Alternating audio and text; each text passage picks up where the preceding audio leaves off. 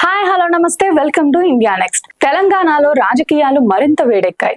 BRS Congress పార్టీల మధ్య మాటల తూటాలు పేలుతున్నాయి. హైడ్రా వ్యవహారంతో పాటు కాళేశ్వరం, ఫోన్ ట్యాపింగ్ అంశాలు రాజకీయ నాయకులతో పాటు సినీ తారలను కూడా ఉక్కిరి బిక్కిరి చేస్తున్నాయి.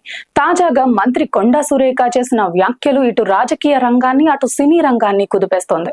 రేవంత్ సర్కార్ ప్రతిష్టాత్మకంగా ఏర్పాటు చేసిన హైడ్రా దూకుడుగా వ్యవహరిస్తోంది. కొన్ని రోజుల క్రితం హీరో నాగార్జునకు చెందిన ఎన్ కన్వెన్షన్ ను కూల్చివేసింది. ఈ విషయానికి సంబంధించి కొండా సురేఖ కొన్ని వ్యాఖ్యలు చేసింది.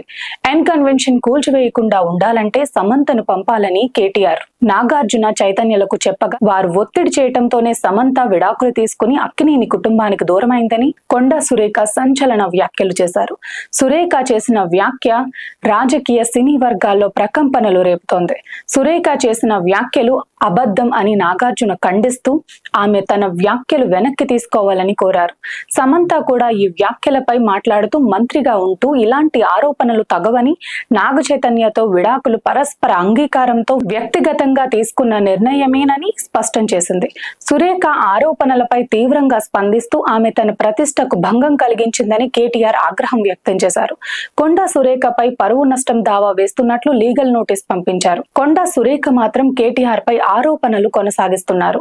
కేటీఆర్ హీరోయిన్ల ఫోన్లు ట్యాప్ చేసి బ్లాక్ మెయిల్ చేశారని, అందుకే కొందరు హీరోయిన్లు పెళ్లి చేసుకుని సినిమా రంగం నుంచి దూరంగా వెళ్లిపోయారని ఆరోపించారు. సురేఖ ఆరోపణలని సినిమా రంగంతో పాటు రాజకీయ రంగంలో ప్రముఖులందరూ ఖండిస్తున్నారు. రేవంత్ రెడ్డి, కాంగ్రెస్ పార్టీ కూడా సురేఖపై చర్య తీసుకోవాలని కోరుతున్నారు.